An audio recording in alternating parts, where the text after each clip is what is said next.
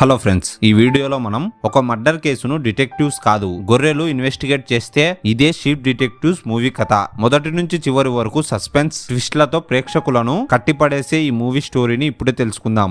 ఈ వీడియో మీకు నచ్చినట్లయితే లైక్ చేసి సబ్స్క్రైబ్ చేసుకోండి. ఇక ఆలస్యం చేయకుండా స్టోరీలోకి వెళ్దాం. మనకు మూవీ స్టార్టింగ్ లోనే అందమైన గార్డెన్ లో గొర్రెలను చూపిస్తారు. ఇక్కడే ఒక వ్యాన్ ని హౌస్ గా మలుచుకొని అందులో మన హీరో నివసిస్తూ ఉంటాడు. మన హీరో పేరు జార్జ్. ఇతను గొర్రెలను పెంచుతూ చాలా ఆనందంగా ఉన్నాను అని తన కూతురికి లేఖలో చెబుతూ ఉంటాడు. అప్పుడు అతనికి గొర్రెల శబ్దం వినిపిస్తుంది. అది విని జార్జ్ బయటకు వస్తాడు. అప్పుడు అతను ఇలా అంటాడు, నా దగ్గర ఉన్న ప్రతి గొర్రె ఒక ప్రత్యేకమైనదే అని వాటి పేర్లు చెప్పడం స్టార్ట్ చేస్తాడు. ఈ గొర్రె పేర్లను బాగా గుర్తుపెట్టుకోండి, ఎందుకంటే ఈ స్టోరీలో ఇవే మెయిన్ లీడ్ గా ఉంటాయి. ఎప్పుడు పోటీ పడే గొర్రెలు రోనీ, రజనీ. బద్ధకంతో ఉన్నది రిచ్ ఫీల్డ్. బొచ్చు ఎక్కువగా ఉన్నది వయ్యారి. అన్నిటికంటే పెద్దది సెబాస్టియన్. అత్యంత చురుకైన గొర్రె లిల్లీ అని ఈ గొర్రెల గురించి తన కూతురికి లేఖల రూపంలో చెప్తూ ఉంటాడు. తర్వాత జార్జ్ డైలీ రొటీన్ ఏంటో చూపిస్తారు. గొర్రెలను హెల్దీగా చూసుకోవడం, సమయానికి ఫుడ్ పెట్టడం, హెయిర్ రిమూవ్ చేయడం, అలాగే ప్రతిరోజు సాయంత్రం ఒక పుస్తకం చదివి ఆ గొర్రెలకు స్టోరీస్ ని చెప్తూ ఉంటాడు. అవి కూడా వింటున్నట్టు ఫోజులు కొడుతూ ఉంటాయి. జార్జ్ ఒక డిటెక్టివ్ కథను పూర్తి చేయకుండా మధ్యలోనే ఆపి మిగతా కథ రేపు చెప్తా అని వ్యాన్ లోకి వెళ్లిపోతాడు. ఆ సమయంలో గొర్రెలు వాటిలో అవి ఆర్గ్యుమెంట్ చేసుకుంటూ ఉంటాయి. ఆ డిటెక్టివ్ స్టోరీలో ఆ నంగనాచి అత్తనే అతడిని చంపి ఉండొచ్చని రిచర్డ్ గొర్రె అంటే ఇంకో గొర్రె అంత సీన్ లేదు, ఆ డాక్టరే చంపింటాడని అంటుంది. మధ్యలో ఇంకో గొర్రె లేదు అత్తనే చంపింటుంది అని అవి రెండు ఫైట్ చేయడం స్టార్ట్ చేస్తాయి. కానీ అప్పుడు లిల్లీ గొర్రె వచ్చి మీరు చెప్పిందంతా తప్పే, అసలు చంపింది డాక్టర్ కాదు, అత్త కూడా కాదు, వాళ్ళ అల్లుడే అని చెప్తుంది. కానీ ఆ గొర్రెలు లిల్లీ మాటను నమ్మవు. అప్పుడు లిల్లీ రేపు జార్జ్ కథను పూర్తి చేస్తాడు కదా, అప్పుడు మీకే తెలుస్తుంది అని చెప్తుంది. మరుసటి రోజు జార్జ్ కథ చెప్తూ ఉంటాడు. ఆ కథలో అల్లుడే హంతకుడని తెలియజేస్తాడు. ఇక్కడ సీన్ కట్ అయి జార్జ్ లేఖ రాస్తున్నట్టు చూపిస్తారు. అందులో జార్జ్, నా దగ్గర 3 గొర్రెపిల్లలు ఉన్నాయి. సాధారణంగా గొర్రెపిల్లలు వసంతకాలంలోనే పుడతాయి, కానీ ఒక గొర్రె చలికాలంలో పుట్టిందని, అందువల్ల దాంతో ఏ గొర్రె పిల్లలు కానీ గొర్రెలు కూడా కనీసం దగ్గరికి కూడా తీసుకోవని జార్జ్ బాధతో రాస్తూ ఉంటాడు. అలాగే ఆ లెటర్ లో కొంతమంది వ్యక్తుల పేర్లు కూడా రాస్తాడు. ఇప్పుడు చెప్పే పేర్లను కూడా బాగా గుర్తుపెట్టుకోండి. కేలబ్, ఇతను ఒక గొర్రెల కాపరి. బోచర్, మటన్ షాప్ ఓనర్. వీళ్ళిద్దరూ జార్జ్ కు నచ్చని వ్యక్తులని. బాక్, ఈమె ఒక హోటల్ ఓనర్, ఈమెకు నేను నచ్చను అని. టిమ్ ది పోలీస్ మ్యాన్, ఒక ఇడియట్ అని. రెఫరెండ్, ఇతను ఒక ప్రజల కాపరి అని జార్జ్ లేఖలో రాస్తూ ఉంటాడు. నువ్వు ముందు నా గొర్రెలను కలవాలి, నీ కోసం అవి ఎదురు చూస్తూ ఉన్నాయి, అలాగే నేను కూడా ఎదురు చూస్తున్నాను అని ఆ లేఖను క్లోజ్ చేస్తాడు. మరుసటి రోజు వయ్యారి రిచర్డ్ అక్కడి మైదానంలోని పువ్వులన్నీ తింటూ ఉంటే లిల్లీ వచ్చి, పువ్వులు మొత్తం మీరే తినకండి, కొన్ని సెబాస్టియన్ కి కూడా ఇవ్వండి అని అంటుంది. అప్పుడు ఆ వయ్యారి, సెబాస్టియన్ ఎప్పుడు మనతో కలవడు, మరి వాడికి ఫ్లవర్స్ ఎందుకు ఉంచాలి అని అంటే దానికి లిల్లీ, మనమంతా ఒక సమూహం అని అంటుంది. అదే సమయంలో అక్కడికి ఒక కార్ వస్తుంది. అందులోంచి కేలబ్ దిగుతాడు. అతనితో పాటు తన పెంపుడు కుక్కలు కూడా వస్తాయి. కేలబ్ జార్జ్ తో మాట్లాడడానికి అక్కడికి వచ్చి ఉంటాడు. కానీ కొంతసేపటికి వారి మధ్య మనస్పర్ధలు ఏర్పడడంతో జార్జ్ కేలబ్ ని వ్యాన్ నుండి బయటకు తోసేస్తాడు. తర్వాత జార్జ్ తన బాధను లిల్లీతో చెప్పుకుంటున్నట్టు చూపిస్తారు. తర్వాత సీన్ ఇక్కడ కట్ అయి పక్క టౌన్ లో నుండి ఒక రిపోర్టర్, అతని పేరు మాథ్యూస్. ఇతను జార్జ్ ఉండే ప్రదేశంలో ఒక కల్చరల్ ఫెస్టివల్ మీద న్యూస్ రికార్డ్ చేద్దామని వచ్చి ఉంటాడు. కానీ ఆ ఊర్లో 4 టేబుల్స్ ని వేసి దాన్నే కల్చరల్ ఫెస్టివల్ అంటున్నారని బాధపడతాడు. అదే సమయంలో వాతావరణంలో మార్పు జరిగి వర్షం చాలా భారీగా పడుతూ ఉంటుంది. ఆ రిపోర్టర్ బాధతో తిరిగి తన హోమ్ టౌన్ కి కారులో వెళ్తూ ఉంటాడు.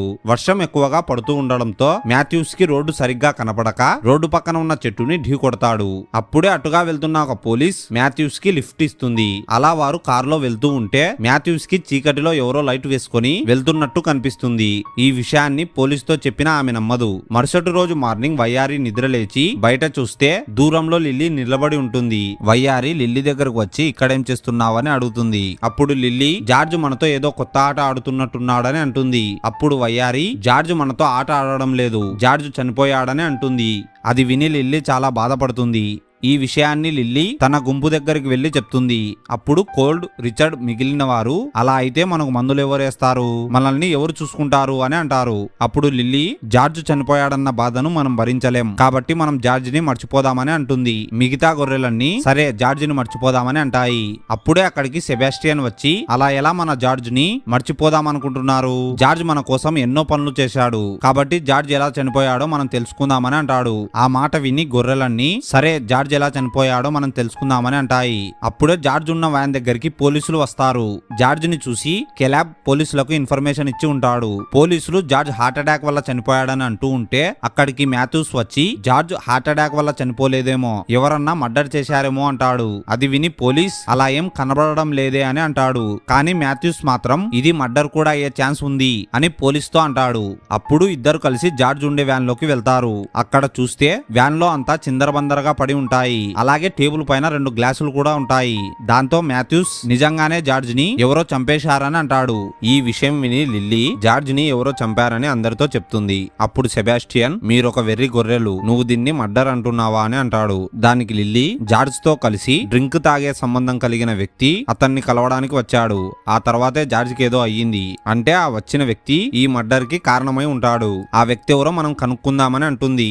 అందరూ కలిసి జార్జ్ వ్యాన్ దగ్గర ఏమన్నా క్లూస్ దొరుకుతాయేమో అని వెతుకుతూ ఉంటారు. అప్పుడే చలికాలంలో పుట్టిన గొర్రెపిల్ల నేను జార్జ్ ఆత్మను చూశానని చెప్తుంది. కానీ లిల్లీ, నువ్వు వింటర్ ల్యాంబి, నువ్వు చెప్పేది ఎవరు నమ్మరు, అందుకే ఇక్కడ నుంచి వెళ్ళిపో అంటుంది. సెబాస్టియన్, లిల్లీ, రిచర్డ్ టౌన్ లోకి వెళ్ళడానికి డిసైడ్ అవుతారు. కానీ వారికి అడ్డంగా ఒక రోడ్డు వస్తుంది. దాన్ని సెబాస్టియన్ ఈజీగా దాటేస్తాడు. కానీ లిల్లీ మాత్రం ఆ రోడ్ ని దాటలేక కింద పడిపోతుంది. అప్పుడు సెబాస్టియన్, చెప్పాను కదా మీరేమి చేయలేరని అంటాడు. అది విని లిల్లీ ధైర్యం తెచ్చుకొని ఎలాగోలా లిల్లీ, రిచర్డ్ ఆ రోడ్ ని దాటేస్తారు. అలా ఈ 3 గొర్రెలు నదులు గుట్టలు రోడ్లు దాటుకుంటూ ఆ టౌన్ లోని చర్చి దగ్గరికి వెళ్తారు. అక్కడ పోలీస్ ఆఫీసర్ జార్జ్ ని ఎవరో విషం పెట్టి చంపారని అందరికీ చెప్తాడు. అది విని ప్రజలు మనలో ఒక హంతకుడు తిరుగుతున్నాడా అని భయపడతారు. అప్పుడే అక్కడికి ఒక కారు వచ్చి ఆగుతుంది. ఆ కారులోంచి జార్జ్ కూతురు మరియు పోలీస్ ఆఫీసర్ దిగుతారు. ఆ డిఫెన్స్ లాయర్ పోలీస్ తో, నేను సాయంత్రం కొంతమంది సస్పెక్ట్స్ తో మాట్లాడాలి అని కొంతమంది పేర్లు చెప్తుంది. వారే కెలాబ్, రెఫరెండ్, బెత్, హ్యామ్, రెబేకా అందరినీ సాయంత్రం కలవడానికి ఏర్పాటు చేయమని చెప్తుంది. లిల్లీ, సెబాస్టియన్, రిచర్డ్ ఈ మాటలను చాటుగా విని మనం కూడా ఈ మీటింగ్ కి వెళ్లాలని డిసైడ్ అవుతారు. ఆ లాయర్ చెప్పిన వాళ్ళందరినీ డారీ మీటింగ్ కి పిలిచి ఉంటాడు. అలాగే డారీ జార్జ్ కూతురైన రెబేకాను కొన్ని ప్రశ్నలు అడుగుతాడు. అవి ఏంటంటే, నువ్వు మర్డర్ జరిగిన సమయంలో ఎక్కడ ఉన్నావని అడిగితే దానికి రెబేకా, నేను అమెరికా నుంచి ఇక్కడికి 7:30 నిమిషాలకు వచ్చాను, కానీ ఇంతలోనే ఇలా జరిగిపోయింది అని బోరున ఏడ్చేస్తుంది. అప్పుడే అక్కడికి డిఫెన్స్ లాయర్ ఎంట్రీ ఇస్తుంది. అక్కడున్న వాళ్ళందరినీ లాయర్ చూస్తూ మాథ్యూస్ తో, నువ్వు ఎవరివి, ఇక్కడ ఎందుకున్నావని అడుగుతుంది. దానికి మాథ్యూస్, నేను ఒక రిపోర్టర్ని, ఈ ఇన్వెస్టిగేషన్ అంతా నా రీసెర్చ్ కు ఉపయోగపడుతుందని అంటాడు. దానికి లాయర్, నువ్వు అసలు ఇక్కడ అవసరమే లేదు, నువ్వు దయచేసి ఇక్కడ నుంచి వెళ్ళిపో అని ఆ రూమ్ లో నుంచి బయటకు గెంటేస్తుంది. దీన్నంతా బయట నుంచి లిల్లీ, సెబాస్టియన్ గమనిస్తూ ఉంటారు. కానీ రిచర్డ్ మాత్రం బయట గార్డెన్ లో కూరగాయలను తినడానికి ట్రై చేస్తూ అందులో మూతిని ఇరికించుకుంటాడు. లోపల లాయర్ అందరితో జార్జ్ కొడుకు వ్యాన్ వ్యూరెన్ సౌత్ ఆఫ్రికా దేశంలో ఉంటాడు కాబట్టి ఈ మీటింగ్ కి ఫోన్ లో అటెండ్ అయ్యాడని అంటుంది. అప్పుడు అక్కడ ఉన్న వాళ్ళందరూ మమ్మల్ని ఇక్కడికి ఎందుకు పిలిచారని లాయర్ ని అడుగుతారు. అప్పుడు లాయర్ జార్జ్ రెబేకాకి రాసిన ఉత్తరాన్ని చదువుతుంది. మీలో ఒకడు ఎర్రిపప్ప, దొంగ గొర్రెల కాపరి, ఒక కసాయి గొర్రె, ఒక వింటర్ గొర్రె, ఒక నిర్దోషి, 2 హంతకులు ఉన్నారని చదువుతుంది. దాంతో అక్కడున్న వాళ్ళందరూ వారిలో వారు కొట్లాడుకుంటూ ఉంటారు. అప్పుడే బయట రిచర్డ్ తన మూతిని బయటకు తెచ్చుకోవడానికి ప్రయత్నాలు చేస్తూ ఉంటుంది. ఆ ప్రయత్నంలో అక్కడున్న వస్తువులన్నింటినీ కింద పడేస్తూ అప్పుడే రిచర్డ్ మూతిపైన ఒక షర్ట్ వచ్చి అడ్డంగా పడుతుంది. అప్పుడు రిచర్డ్ కి కళ్ళు కనపడక అన్నింటినీ గుద్దుకుంటూ అన్ని చిందరబందర చేస్తూ ఆ మీటింగ్ మొత్తాన్ని సర్వనాశనం చేసేస్తాడు. ఈ రిచర్డ్ ని అక్కడున్న వాళ్ళందరూ చాలా ట్రై చేసి పట్టుకుంటారు. ఈ సమయంలో కెలాబ్, దొరికిందే ఛాన్స్లే అని ఈ గొర్రెలన్నీ జార్జ్ లేకపోవడం వల్ల ఇలా చిందరబందర చేస్తున్నాయి, వీటిని కంట్రోల్ చేయడం చాలా కష్టం అని రెబేకాకి చెప్తాడు. ఇక్కడ సీన్ కట్ అయి మాథ్యూస్ డారీ వెంట పడుతూ ఈ మర్డర్ ని సాల్వ్ చేయడానికి నేను మీకు హెల్ప్ చేస్తా అని అంటాడు. కానీ డారీ మాత్రం నాకు ఎటువంటి హెల్ప్ అవసరం లేదని అంటాడు. దానికి మాథ్యూస్, మీరు ఈ కేసుని తొందరగా సాల్వ్ చేస్తే మీరు ఈ టౌన్ కి హీరో అవుతారని అంటాడు. ఈ మాటలను విని డారీ, సరే మన ఇద్దరం కలిసి ఈ కేసుని సాల్వ్ చేద్దామని అంటాడు. తర్వాత సీన్ ఇక్కడ కట్టే గొర్రెల మందను చూపిస్తారు. ఈ కేసుని ఎలా సాల్వ్ చేయాలని అందరూ ఆలోచిస్తూ ఉంటే అదే సమయంలో అక్కడికి రెబేకా వస్తుంది. తాను ఆ గడ్డిలో లైట్ వేసుకొని ఏదో వెతుకుతూ ఉంటే మన డిటెక్టివ్స్ గొర్రెలన్నీ అది చూసి రెబేకానే హంతకురాలని ఒకరి తర్వాత ఒకరు అంటూ ఉంటారు. లిల్లీ కూడా రెబేకానే అయి ఉండే ఛాన్స్ ఉంది అని అంటుంది. ఈ విషయాన్ని పోలీస్ డారీకి ఎలాగైనా చెప్పాలని జార్జ్ చదివే డిటెక్టివ్ బుక్ ని వెతకడానికి జార్జ్ వ్యాన్ దగ్గరికి వెళ్తారు. ఆ వ్యాన్ లోకి లైస్ అనే గొర్రె వెళ్లి ఆ డిటెక్టివ్ బుక్ ని వెతుకుతూ ఉంటుంది. కానీ దాని కళ్ళకు దాని వెంట్రుకలు అడ్డంగా ఉండడంతో ఏదీ కనబడక అన్నింటినీ చిందరబందర చేస్తూ ఉంటుంది. అలా కొద్దిసేపటికి ఆ డిటెక్టివ్ బుక్ ని ఎలాగోలా బయటకు తెచ్చేస్తుంది. ఆ బుక్ ని డారీకి ఇవ్వడానికి డారీకి వినపడేలా శబ్దం చేస్తారు. ఆ శబ్దాన్ని విని డారీ బయటకు వచ్చి చూస్తే తలుపు దగ్గర డిటెక్టివ్ బుక్ కింద పడి ఉంటుంది. దాన్ని డారీ తీసుకుని లోపలికి దగ్గరికి వెళ్ళిపోతాడు. తర్వాత సీన్ ఇక్కడ కట్ అయి మనకు సెబాస్టియన్ లిల్లీని చూపిస్తారు.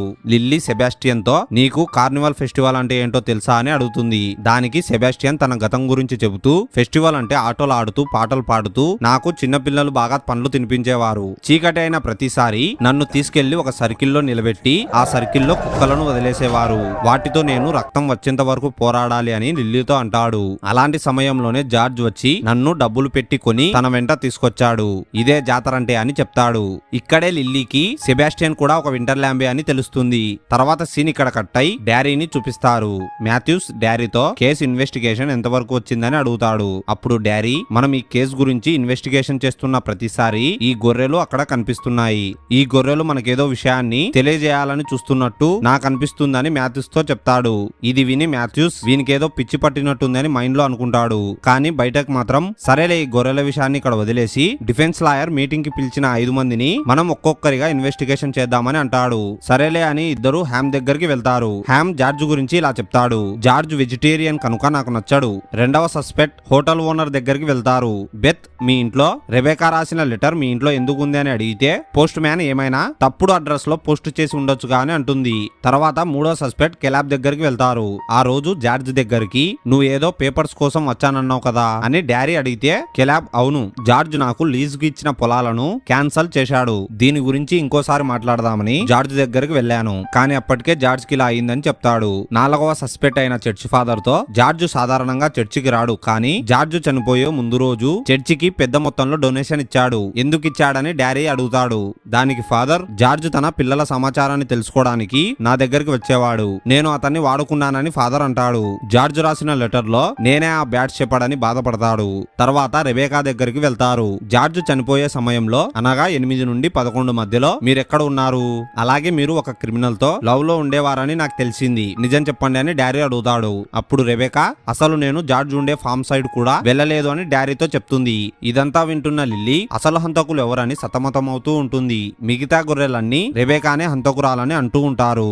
కానీ వింటర్ ల్యాంబ్ రెబేకా ఈ మర్డర్ చేయలేదని అంటుంది. ఎందుకంటే రెబేకా దగ్గర వచ్చే స్మెల్ జార్జ్ దగ్గర వచ్చే స్మెల్ ఒకటే అని అంటుంది. అప్పుడు లిల్లీ ఇంతకు ముందు ఎవరో ఈ మాట అన్నారు, వయ్యారి నువ్వే, రెబేకా దగ్గర జార్జ్ స్మెల్లే వస్తుందని నువ్వే అన్నావు. అసలు నువ్వు రెబేకాను ఎప్పుడు కలిసావని అడుగుతుంది. అప్పుడు వయ్యారి జరిగిన నిజమంతా చెప్తుంది. ఒక రోజు నైట్ నాకు ఆకలేసి గడ్డిని తిందామని బయటకు వచ్చాను. అప్పుడు చీకటిలో నాకు రెబేకా కనిపించింది. ఆమె ఎంతో ప్రేమగా నాపై చేవేసి నిమిరింది. అప్పుడు తన చేతి బ్యాంగిల్ కింద పడిపోయింది. దాన్ని నేను సేఫ్టీగా దాచుకున్నానని ఆ బ్యాంగిల్ ని అందరికీ చూపిస్తుంది. ఈ విషయాన్ని లిల్లీ డారీకి ఎలాగైనా చెప్పాలని తన యూనిఫామ్ క్యాప్ ని తీసుకుంటారు. డారీ ఆ క్యాప్ ని తీసుకోవాలని ఆ గొర్రె వెనకాలే వస్తూ ఉంటాడు. అలా వాళ్ళు జార్జ్ ఫామ్ దగ్గరికి వచ్చేస్తారు. ఆ గొర్రెలు ఆ క్యాప్ ని ఆ బ్యాంగిల్ పైన ఉంచుతారు. డారీ ఆ క్యాప్ ని తీసుకునేటప్పుడు ఆ బ్యాంగిల్ ని చూస్తాడు. అప్పుడు డారీకి అంతా అర్థమవుతుంది. తర్వాత సీన్ ఇక్కడ కట్ అయి డారీ, మాథ్యూస్ ఇంకా పోలీసులు రెబేకాను చుట్టుముట్టి ఆమెను అరెస్ట్ చేసి జైలుకి తీసుకుని వెళ్తారు. తర్వాత రెబేకా ఇంట్రాగేషన్ రూమ్ లో ఉన్నట్టు చూపిస్తారు. డారీ రెబేకాతో మర్డర్ జరిగిన రాత్రి జార్జ్ దగ్గరికి నువ్వు వెళ్ళావు, తర్వాత ఏం జరిగింది నిజం చెప్పు అని అడుగుతాడు. అప్పుడు రెబేకా నేను మా నాన్న గొర్రెల గురించి, వాటి పేర్ల గురించి, వాటి ప్రత్యేకతల గురించి మాట్లాడుకున్నాం. ఈ విషయాన్ని మీకు ఎందుకు చెప్పలేదంటే నా గతంలో నేను ఒక క్రిమినల్ తో డేట్ చేశాను, అందుకే నేను మీకు అబద్ధం చెప్పాను. కానీ నేను జార్జ్ ని హత్య చేయలేదు, నన్ను నమ్మండి అని చెప్తుంది. ఆ మాటలు విన్న డారీ రెబేకాను సెల్లో వేసి రేపు నిన్ను కోర్టులో సబ్మిట్ చేస్తాను అని చెప్పి వెళ్ళిపోతాడు. తర్వాత డారీ మరియు డిఫెన్స్ లాయర్ ని చూపిస్తారు.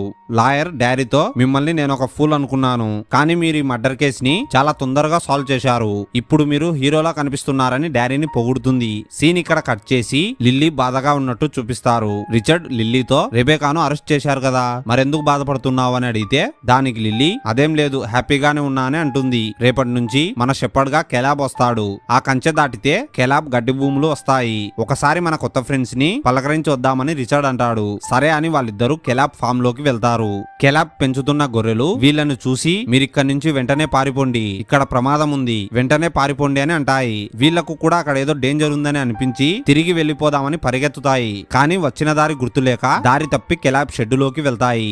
ఆ షెడ్డులో ఉన్న దృశ్యం చూసి లిల్లీ రిచర్డ్ కి ఫీజులు పేలిపోతాయి. కెలాబ్ ఆ షెడ్డులో గొర్రెలను చంపి వాటి మాంసాన్ని అమ్ముతూ ఉంటాడు. ఈ దృశ్యాన్ని చూసిన లిల్లీ రిచర్డ్ భయంతో గజగజ వణికిపోతారు. అప్పుడే వీళ్ళని కెలాప్ కుక్కలు తరుముతాయి. ఆ కుక్కల నుంచి తప్పించుకోవడానికి వీళ్ళు వాళ్ళ ప్రాణాలను గుప్పెట్లో పెట్టుకొని ఎటు పడితే అటు పరిగెత్తుతూనే ఉంటారు. కుక్కలు వీళ్ళని ఆల్మోస్ట్ పట్టుకునే టయానికి అక్కడికి సెబాస్టియన్ ఎంట్రీ ఇస్తాడు. ఆ కుక్కలతో సెబాస్టియన్ ఫైట్ చేస్తాడు.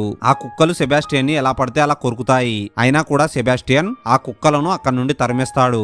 ఈ ఫైట్ లో సెబాస్టియన్ కి తీవ్రంగా గాయపడడం వల్ల కింద పడిపోతాడు. అప్పుడు లిల్లీ నీకేం కాదు సెబాస్టియన్ అని ఏడుస్తూ ఉంటుంది.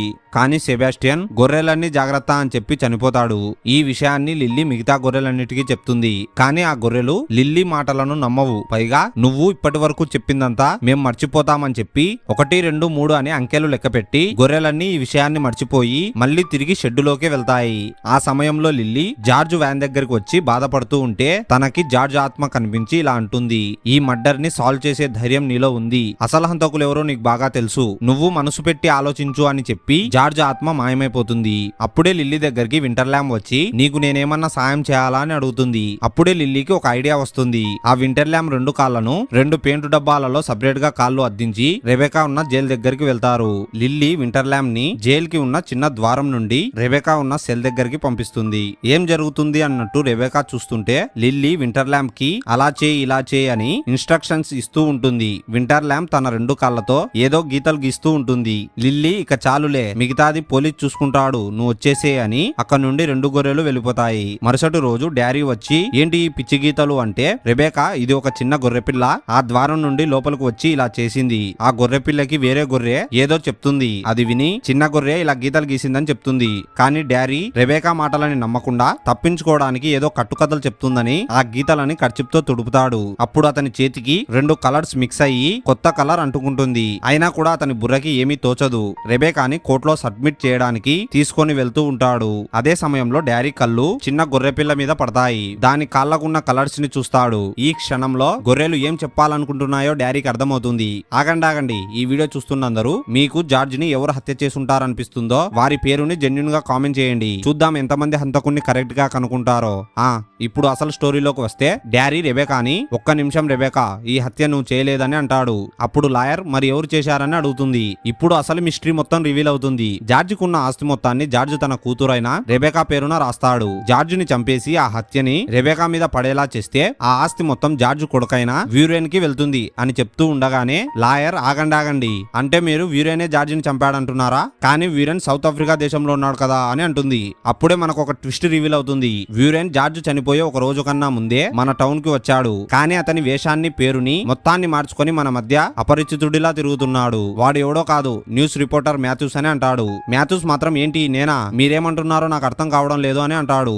అప్పుడు డారీ నువ్వు జార్జ్ చనిపోయే రోజు రాత్రి జార్జ్ ని కలిశావు. అతని మందులో నువ్వు విషాన్ని కలిపావు. అది తాగి జార్జ్ వెంటనే చనిపోలేదు. నీకు జార్జ్ కి తోపులాట జరిగింది. అదే టైంలో బయట వర్షం పడుతూ ఉండడంతో నీ జుట్టుకున్న కలర్ జార్జ్ చేతికి అంటుకుంది. కానీ నువ్వు దాన్ని పట్టించుకోకుండా జార్జ్ చనిపోయాడులే అని అక్కడ నుండి వెళ్ళిపోయావు. అలాగే నువ్వు నీ కారును కావాలనే చెట్టుకు గుద్ది యాక్సిడెంట్ చేశావు. ఆ రోజు మీటింగ్ లో కూడా లాయర్ నిన్ను బయటకు పంపిస్తుందని నీకు ముందే తెలుసు. నువ్వు బయట నుండి ఫోన్ లో మాట్లాడి నువ్వు నిజంగానే సౌత్ ఆఫ్రికా దేశంలో ఉన్నట్టు మమ్మల్ని నమ్మించావని అంటాడు. మాథ్యూస్ ఏమాత్రం టెన్షన్ పడకుండా దీనికి నీ దగ్గర ఏమన్నా ప్రూఫ్స్ ఉన్నాయా లేదా ఊహించుకొని చెప్తున్నావా అంటాడు. డారీ మాథ్యూస్ దగ్గరికి వచ్చి అతని జుట్టులోని వెంట్రుకను తీసుకొని దీన్ని నేను DNA టెస్ట్ చేపిస్తా. అప్పుడు జార్జ్ కొడుకేవడో తెలుస్తుంది. అప్పుడు చెప్తా నీ సంగతి అని అంటాడు. మాథ్యూస్ నేను దొరికిపోయేలా ఉన్నా అని అక్కడి నుండి కారు తీసుకొని పారిపోతుంటాడు. అప్పుడే అక్కడికి రోనీ రజని వస్తారు. లిల్లీ వీళ్ళకి ఆ కారుని ఎలాగైనా ఆపండి అని అంటుంది. రోనీ రజని చెరో పక్క కారుని గుద్ది మాథ్యూస్ ని పట్టిస్తారు. డారీ రెబెకాకు సారీ చెప్పి సంఖ్యలని తీసేస్తాడు. మూవీ క్లైమాక్స్ లో రెబెకా జార్జ్ లా గొర్రెల బాధ్యతను చూసుకుంటూ వాటికి స్టోరీ చెప్తూ ఉన్నట్టు చూపిస్తూ ఈ మూవీని ఎండ్ చేస్తారు. మీకు ఈ మూవీ ఎక్స్ప్లెనేషన్ నచ్చితే లైక్ చేసి సబ్స్క్రైబ్ చేసుకోండి. మరో మంచి మూవీతో మళ్ళీ కలుద్దాం. Bye friends, bye.